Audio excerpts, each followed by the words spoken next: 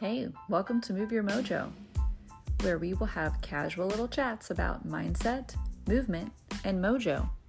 I'm Jay, a movement specialist, a maverick mystic, and quite frankly, a mojo magician. We're going to talk about how movement heals, mindset matters, and how both will boost your life force mojo. We'll chew on all sorts of topics from breath work, how to balance your energy, reduce stress, shift perspective, ease back pain, have more orgasms, yeah, I went there, to even the nuts and bolts of navigating the logistics of life with ease and flow. We're going to have grace for where we are, yet gear up 1% each day. Here's to living out loud and loving in full color. Rock on. Now let's move your mojo.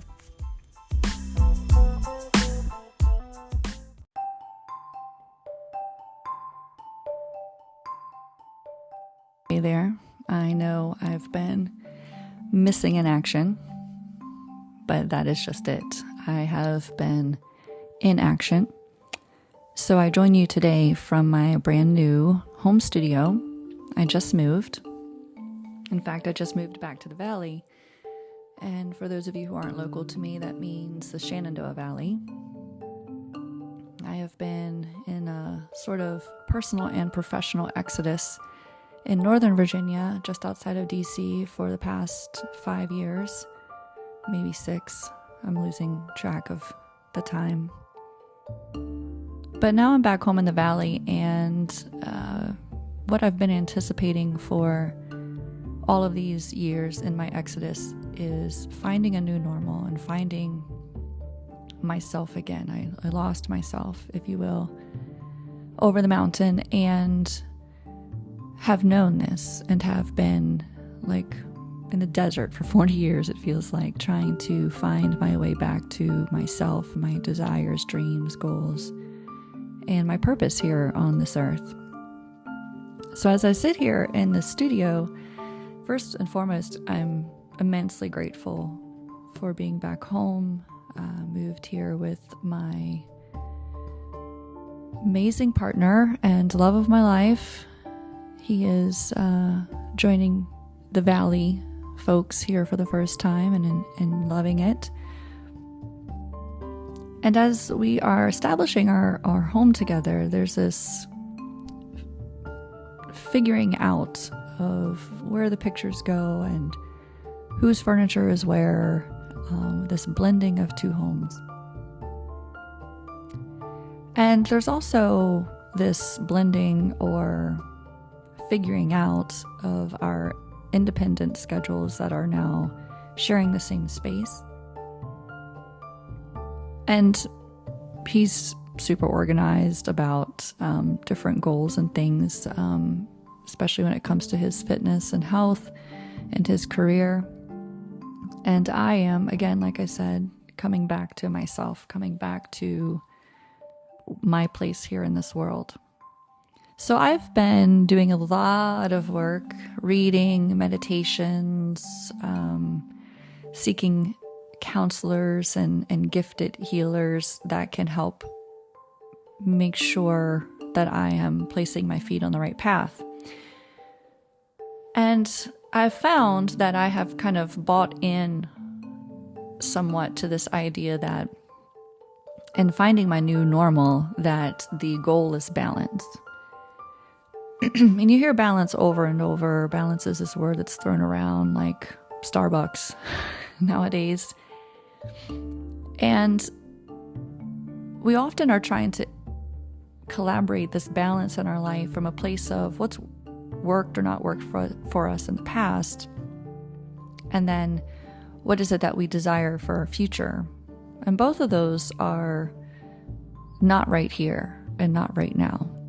So I found myself in the past couple of months going deeper and deeper in meditation or in my thought process, my journaling, to try to bring myself out of this constant evaluation of the past and this constant evaluation of what could be, trying to predict the future, if you will, and bringing myself into this place of here and now.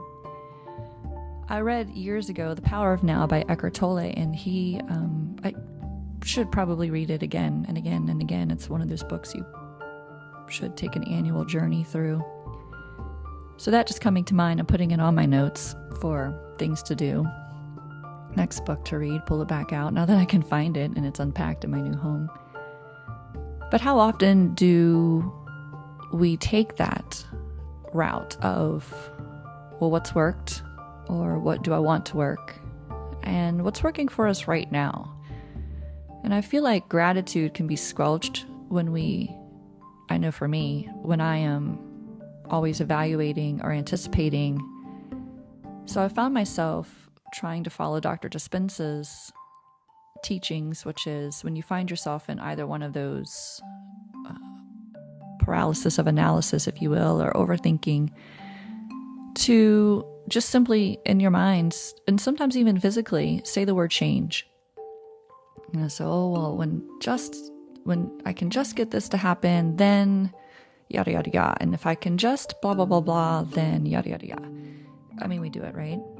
And when I find myself in the just then, I pause, quite literally. And sometimes if it's appropriate, I will even out loud say, change.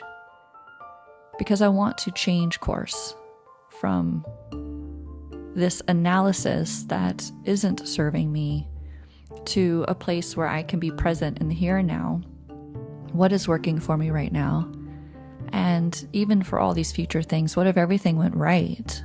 Instead of thinking of all the things that could go wrong or all of the problems that need to be solved.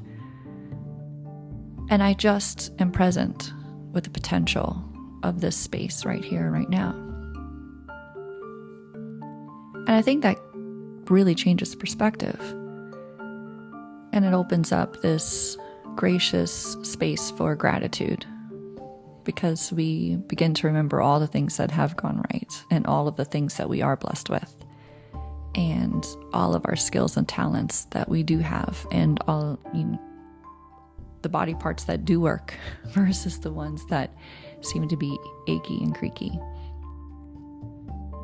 But I want to talk a little bit more about how, in trying to strive for a new normal and find this unicorn called balance, I've started to have a little bit of a mind shift recently. I've been taking this online course specifically about overthinking and analyzing, because my brain is tired.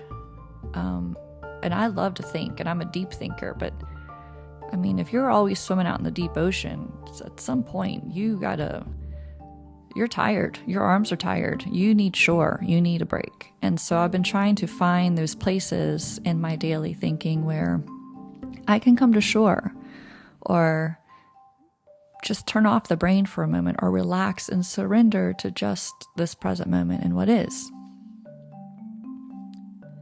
And while I'm studying this course and I'm reading this book called The Body Keeps the Score, which is really brainy and really deep, and I love it. I love that sort of thing. They're still pointing to shore and creating this shift in mindset for me, that it's not this striving for balance, this mecca, but that it's really something else that manifests in our daily life. Because balance is a moment. It's not a lifetime. If you've ever hung out with me in aerial yoga, or you've seen somebody on a slack line, or you think about those words balance, that moment where a gymnast balances on a beam, they're not staying there for a minute or 5 or 10 years or a lifetime. Balance is a moment. And so balance really, if we think about it, is this teetering. And I don't know about you, but when the verb teetering hits my ears, I can almost feel anxiety rising within me, right? Like this, I'm teetering on the edge. I'm teetering on the brink. Teetering isn't a lovely verb. And really that is what balance often is, especially in our world today that moves at such a rapid pace. Balance isn't, our great-great-grandparents didn't have to balance their lives were much simpler. They could simply walk on both feet on solid ground. So let's think about this word balance some more and this teetering. And let's go with the ocean, right? Because I've already mentioned the ocean and being exhausted from swimming out there in the deep ocean. Balance to me is this image of like a buoy in the ocean, right? This just completely subject to the waves, up and down, up and down, up and down. The slightest little movement, the tiniest little shift can set whatever it is that we are trying to balance off kilter. And I don't know about you, but that unnerves me. The last place I want to be in the middle of an ocean, whether it's calmer waters or a full-fledged hurricane, is on a buoy. No, thank you. So instead, I'd like to think about, and again, this is all, I'm preaching to the choir here, and this is just some new mind shifts for me that I just kind of want to put out here in public airspace because I know I'm probably not the only one. And secondly, even if no one else ever listens to this podcast, I can always come back to it. My kids can come back to it and hear mom's words, and maybe it will help them in a pivotal moment of their life. So here it is. So what if we kind of give balance a taste of its own medicine and bounce it back upon itself? And instead we think about a word like integration. And integration is a combining or blending of different processes to create a whole. I love process. I am a data analyst, process analyst. In my other job right now, that's kind of what I love to do, is figure out how all the parts are working together to accomplish the whole. So if we think about integration in this ocean, instead of being subject to the buoy and the movement of the ocean, what if instead we take all of the parts of our life, the relationships we have, the places we live, the jobs we have, the experiences that we have from our past, yes, and the dreams that we have for our future, absolutely, but we take them all as parts into this here and now, and we create a sailboat. That's our whole. And that sailboat is now able to navigate the ocean. We are able to not be just at the mercy, but to actually be able to take the force of the ocean and the waves and the wind and create a course and a destination. So going back to that word balance for just a moment, we think about the word boundaries. They're like the double B's. They are bounce brothers together, right? They're the bouncers, right? With boundaries and balance, and we hear these words everywhere. And boundaries are definitely something I've had to learn and am continuing to learn, when to speak up for myself and when to set my own expectations. What are my non-negotiables? Am I negotiating them? And what is the best choice for me, right? Everyone's a free person and they can do what's best for them, but that doesn't necessarily mean it's the best for me. And at the same time, being able to speak my boundaries or my expectations to others so that they know when they've crossed the line for me, whether that's something in a professional life or personal life. I think if boundaries means speaking your truth and saying what you mean and meaning what you say, not saying it meanly, then yay for boundaries. But if boundaries are this way to build all these little gates and walls around this temperamental little thing called balance, then they're probably not serving us either. Boundaries are very black and white, or have been taught very black and white in years past. And that is good for systems and processes and equations and math, right? Black is black and white is white. 2 + 2 is always 4. That's non-negotiable. If you put a roof straight on a foundation without walls, that does not make a house. That does not equate. That is always black and white. But integration invites in shades of gray. And I do not want to be mistaken for being wishy-washy or passive when I say integration will be shades of gray. But we aren't lone little buoys in the ocean floating around by ourselves. If an integration takes parts to make a whole, then we also have to respect and acknowledge that part of our lives here as a culture, as humanity, and quite frankly, some of what we're missing here in modern day culture is that old saying that it takes a village. We need that community. We're built for community. Then we have to be able to integrate our boundaries, if you will, our expectations and our truths and the things that we need from ourselves, from our life experiences, from the people around us. We have to know that those are shades of gray.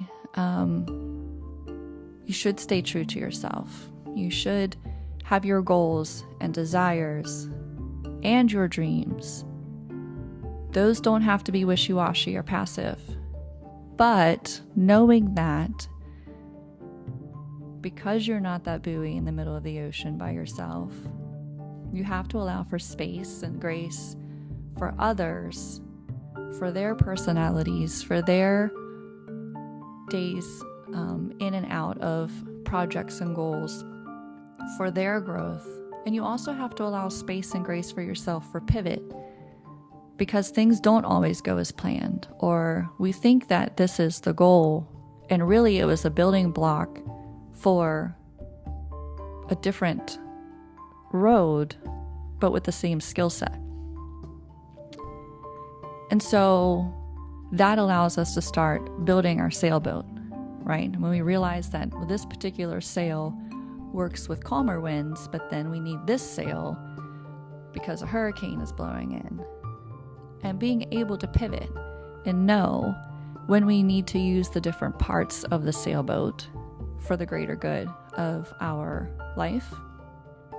And knowing that other people and other things outside of our own personal skin will be bringing different parts into our environment of that sailboat, right? Some things will bring in sunny days, some things will bring in stormy days, and we have to allow that integration to work for us.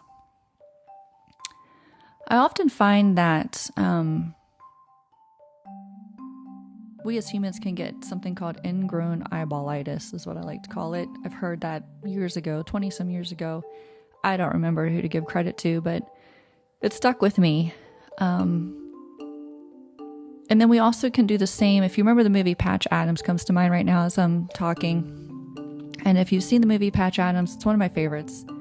Just the absolute love for humanity that he had is incredibly inspiring. And I spent many a year wanting to be Patch Adams, and probably still would do something like that if I had the means to do so. So universe, if you're hearing me right now and you want to bring those things into my path, hallelujah, because I would gladly be a Patch Adams. So, but he had this professor, or not professor, but he had this guy that was in the ward with him that was holding up these fingers, right? And it was like, what do you see? What do you see? And he kept saying 4, because that's how many fingers this guy was holding up. And then he kept basically saying, no, that's not it. And then finally one day Patch was able to kind of let his vision broaden or change, right? Instead of looking directly at something with such precision focus, that buoy, right, that was trying to find this balance, instead he kind of looked at the whole ocean, or looked at all the parts. Suddenly he saw 8 fingers. And that was the answer, right? And so he was like, you can't see because you're looking straight at something. So where am I going with that? Talking about boundaries and balance and integration. We're trying to get to this goal, right? Obviously the integration and being in that sailboat, taking all the parts of our life and building a sailboat will help us navigate to our destination. We're not at the mercy of just bouncing around. However, it's in that navigation that sometimes we can have this resignation to problems. So I had this come up in meditation yesterday. I was meditating, and then I just very clearly had this question come to mind. And I have to believe it was from the divine, in the sense that the question was a resignation to the problem or a determination to the solution. The choice is yours. And it really struck me. I'm dealing with basically that thought process in multiple areas of my life right now. And so I had to write it down. I shared it on Facebook. I even put it on the bulletin board at work, because how often do we focus on the problem, right? How often do we focus on the hurricane blowing in? And really, we should be looking at all the tools that we have to navigate that storm. Sailboats make it through hurricanes all the time. But we have to keep our head about us, and we have to look at the tools that we have, and we have to use the skill set of integration to make those tools work for us. So, in closing, I'd like to just say, or leave you with this thought. And as I was writing down notes to keep myself on track for this podcast, this came to mind, like pretty suddenly, and I had to write it down. So hopefully it helps you, and this is what I'm going to close with today. A rigid pursuit of balance leaves us teetering on the waves. A fluid pivot of integration gives us wisdom on how to sail our boat. May your journey be awesome, and may your destination be clear. Have a great day on purpose.